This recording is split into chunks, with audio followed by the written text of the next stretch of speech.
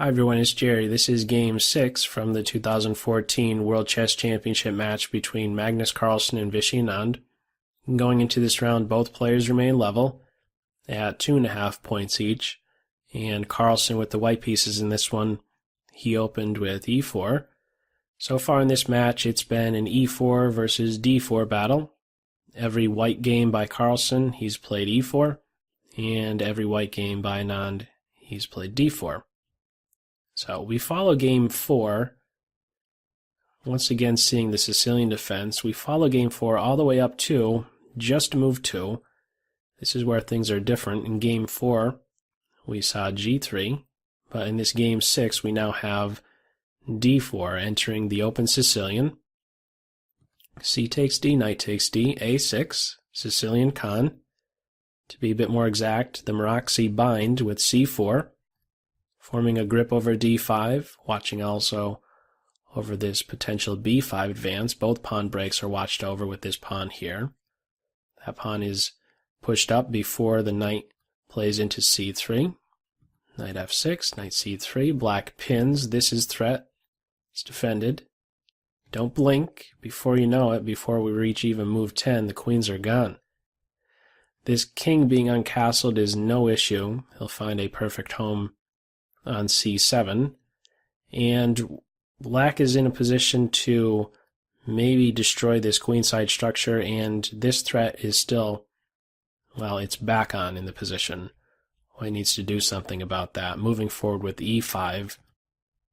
This does not address the potential idea that black has of ruining the queenside structure. If white wants to make sure this pawn structure stays as is, stays undamaged, and this is an idea to play bishop d2, but it allows black to play e5, stabilize the knight on f6, he won't be kicked away, and at the same time freeze this queen's bishop.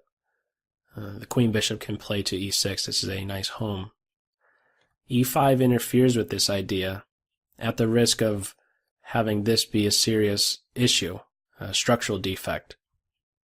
e5, after e5, it's knight d7.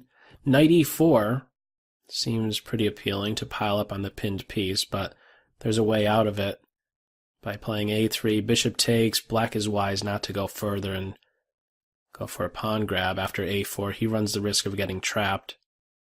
If he goes here, there's bishop e3. He's still running the risk of getting trapped. f6 here. He's got to go there. This is not a good idea. Black is up a pawn, but has some serious issues. The bishop, not a great piece. The king, no longer such a great home on c7. Coordination on b6, maybe even a5. Bishop b6 ideas. Not a good choice for black to go pawn hunting is the short story. After knight to e4, basically could only go as far as this. Going further, taking that guy out, big problems. Instead, in the game, it was knight d7. Limited with your replies on the white side. Bishop f4, f4. When I was live streaming this game, I was pointing out that ideally, you'd like to have the pawns be the ones who watch over other pawns, but we'll see a deeper idea in mind with this bishop f4 idea. It is, after all, developing. It can't be that bad. Developing and defending. Black is now in a position to take the knight, and he does so, wrecking the pawn structure here on the queen side. So this is the main imbalance in the game. We are in an endgame. White has the bishop pair. White also has a deficient queenside pawn structure. Black, on the other hand, is a perfectly fine pawn structure, and will just be a handful of moves away from having these rooks in direct connection with one another. We see that take shape right away with first king c7. Ensuing moves will include b6, c5, and finally getting the bishop on this nice long diagonal. White comes up now with the following plan of h4, looking to eventually induce some weakness on the black side. This pawn is already a bit cramping to the black kingside structure, and this pawn also looks to do similar by being planted on h5, and then there's even ideas of rook up and over, applying pressure against the g-pawn, something that does take shape in the game. b6, h5, and I believe this is a very important moment in the game, one that will change the structure. Depending on this next move, the structure is brought into question here. To allow h6 or not is a big question. In the game, h6 was prevented. Okay. If bishop b7 is played, white can play h6, and after g6, well, first off, you have to play g6 here, as otherwise white's able to take, and this rook is brought right to life for free, and that pawn is going to fall soon thereafter. It's hard to imagine he wouldn't fall. So on h6, the short story here is that black would have to reply. g6, notice how that now weakens the f6 square. Bishop g5 at some point can be super annoying now.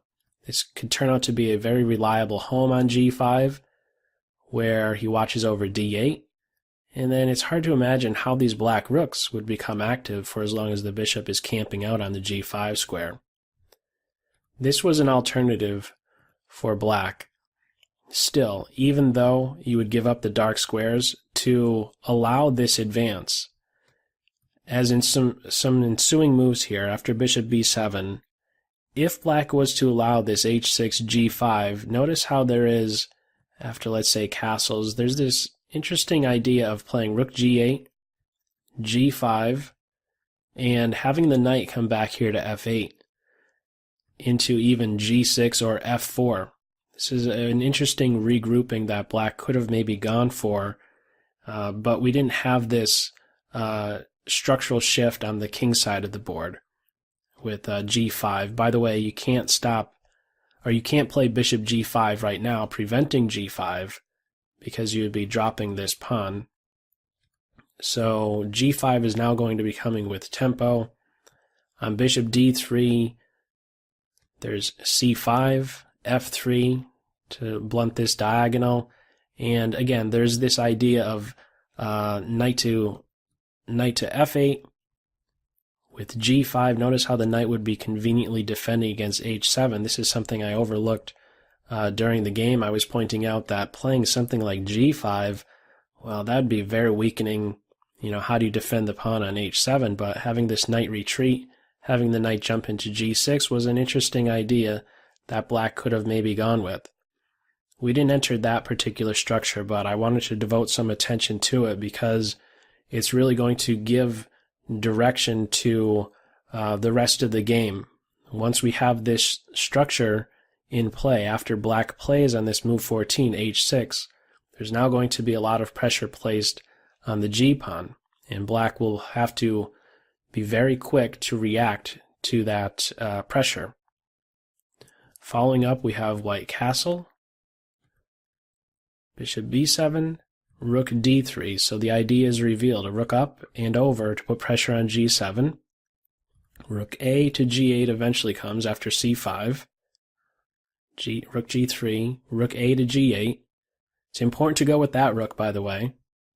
After rook g3 and this rook to defend, well, what are you doing after bishop d3? This now threatens bishop h7, attacking the rook, and then crashing through on g7. Therefore, it's rook a to g8, kind of just crawling up into a ball, but there's still very good coordination on the black side. The knight can also offer some support to the king side of the board, even permitting this g6 advance. Following up, bishop d3, making sure that the bishop cannot arrive on e4 to try and defend some of these king side squares. Knight f8.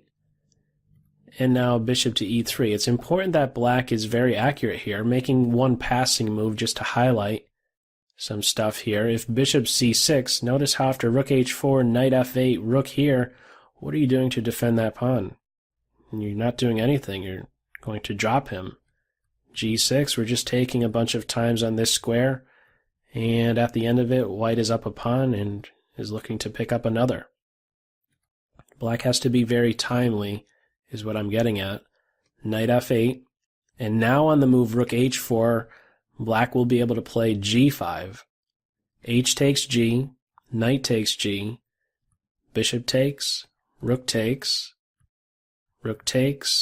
pawn takes, and if you're picking up this pawn here, well, we're going to now enter an opposite color bishop ending and a likely draw.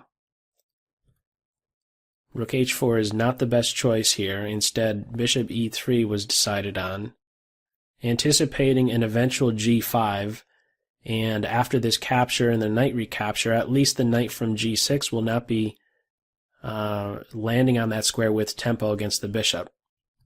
This guy, he gets out of the way on this move 19. Bishop e3 it is. g6, h takes g, knight takes. This pawn is hit. How to defend? Rook h5 to defend.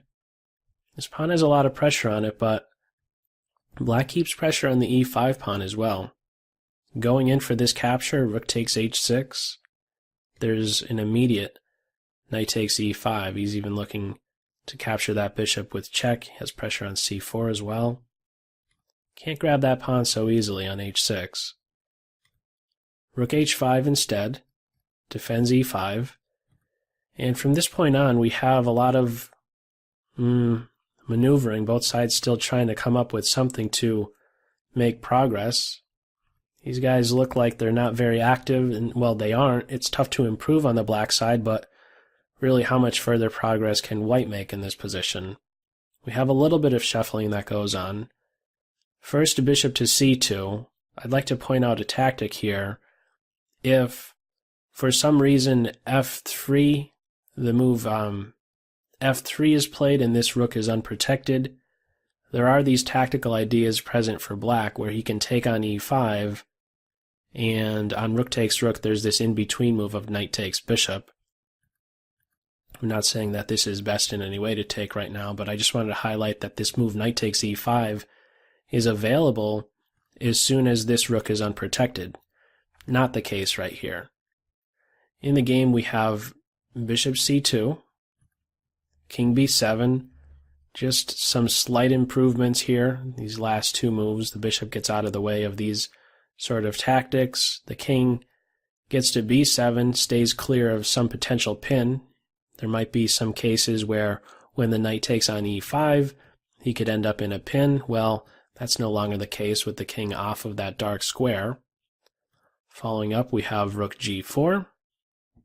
This is watching over some dark squares and looking still for a plan here. It's tough to say what exactly the plan is for the white side. Again, there is some shuffling going on. a5 is played, looking to maybe one day have that pawn be a potential threat. If he's getting all the way down to a3, well, the significance of keeping this pawn around on the board has increased immensely, as without him around, he becomes just a couple squares away from queening. He could even be hunted down one day somehow with the bishop. Moving forward, we have bishop d1, rook d8, bishop c2. Like I was saying, a little bit of shuffling back and forth, and now finally white is coming up with some idea with this king d2, looking to get the king over here and make some pawn advances on the king side of the board.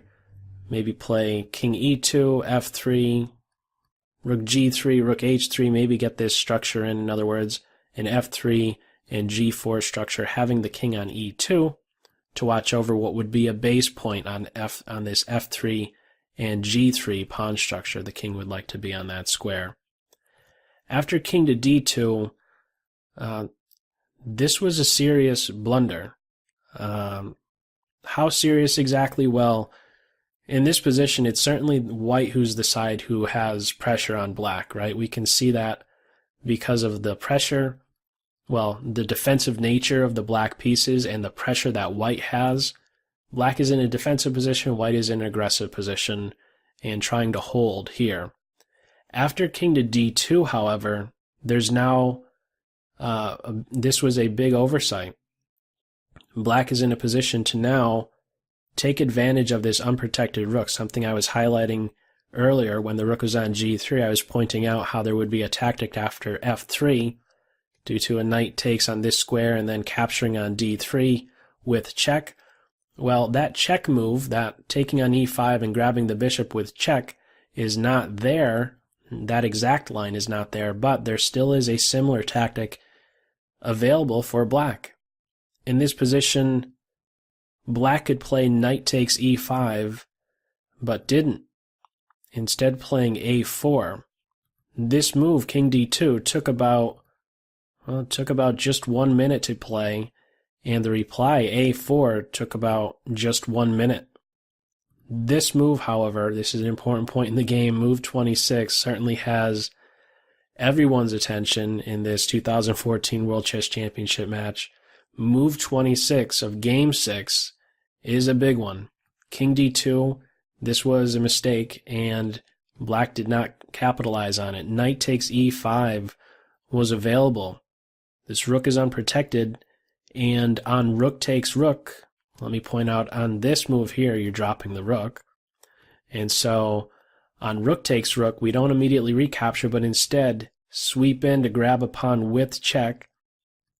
This counterattacking move can now be met with another check, and there's not a way for the king to throw a counterpunch back at the knight. King e2, only now do you grab the rook, and after the smoke clears, it's black who's the side who has extra material here, and black would be the one who's pressing for a win. We didn't have that though, but what a turn of events there. One blunder and then simply not taking advantage or not seeing this opportunity to take on e5. Very, very interesting moment, not only, again, in this game, but certainly in this match. What followed was, again, a4 after just about a minute.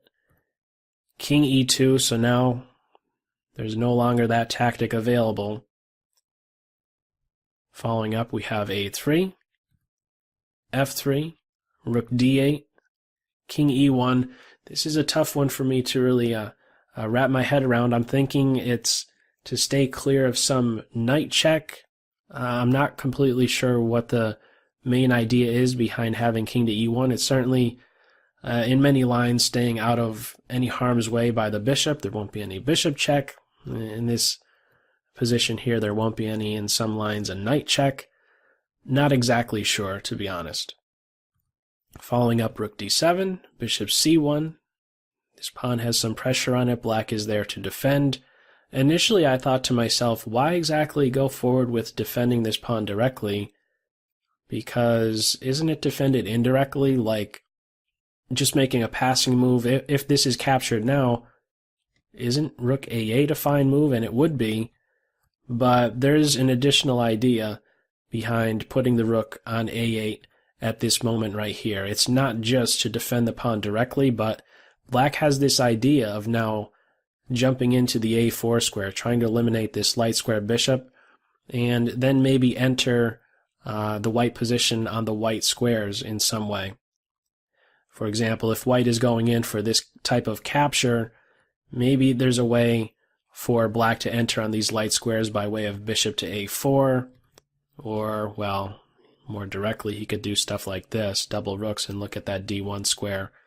White has to be very careful about giving up their light square bishop. Yes, you could win a pawn on this side of the board, but you potentially subject your king to some problems. This invasion square on d1 is the main point. In the game, we had, after rook to a8, king e2, bishop a4, bishop e4 with check, and after bishop to c6, this is, as it turns out, the main, well, the last big blunder here after, well, I don't know, big blunder, but this is not the best continuation after bishop e4 and bishop c6. Better resistance, surprisingly enough. It's a very awkward move. It's a computer-like move, but it has some great depth to it. After king e7, this is the best move in this position instead of bishop blocks, as we'll soon find out. After king a7, giving up the exchange, and after bishop takes a3, this rook gets to enter the position. Rook takes h6. Rook a1 threatens to pick up the pawn with check. King e3. Knight takes e5, hits the rook, hits this pawn here. Rook G7, knight takes C4 with check, king F4, and after all that, after giving up the exchange, this is still maybe, I should say black has maybe some potential to hold on here, though it will still be quite difficult. This knight is there at least to secure the F7 pawn, the all-important F7 pawn. If he is no longer around on this 7th rank, the black king will officially be cut off, and you can anticipate mate just around the corner. This is just barely being held together in this variation here where black is giving up the exchange with king to A7, but tough one to see for sure. In the game, it was bishop C6. Bishop takes knight now. Black, for just this moment, is not so quick to now enter on the D file. The bishop is not there in coordination with the rook on D1. So it is at this moment white crashes through on G6 finally. Rook takes. Bishop returns to A4. Rook takes E6. Rook D1. Black has to try for something active because all of these pawns are now falling. H6 is ready to fall, and after that B6 with check. Another pawn is falling. Rook A1, threatening rook takes pawn with a fork. White gets out of that by improving his king position. Bishop to C2. Rook to E7 check, and it is at this point that Anand resigns. There's simply not a good choice here for black. This last move here, bishop to C2, is throwing a punch at the bishop, but after rook E7, what are your options here? These are your 4 choices. Going here, well, that's mate in 1 and 2. Doing something else, such as playing back here, rook takes H6 again. How are you dealing with rook H6? There's not going to be a good defense there. And the other one, king A6, well, white doesn't have to worry about rook takes bishop now, and so white can simply scoop up another pawn. This pawn is now in a pin. If the rook grabs the pawn here, well, there goes yet another pawn. It's just too much material. There's no counterattack against the white king. The black king is absolutely toast in this position, but what a game this one turned out to be again. And going back to that move 26, king D2, big mistake on the white side, and black did not capitalize on it in this game, and it really turns out to cost Anand in this game, in this match, quite possibly. We'll see how things pan out, but without question, seeing these back-to-back blunders, they are very, very rare. Anyhow, I'm not sure what more to add. It was very exciting during the live stream. The whole board in this game was made use of, the center, the king side, and the queen side, and well, at the end again, after this rook to E7 move, the king does not have a good choice, and again at this point, Anand resigned. And with that, we have now Carlsen with the lead, 3.5 points to 2.5 points going into Game 7. We'll see what happens at that point. So that's all for this video. As always, I hope you got something out of it. Take care. Bye.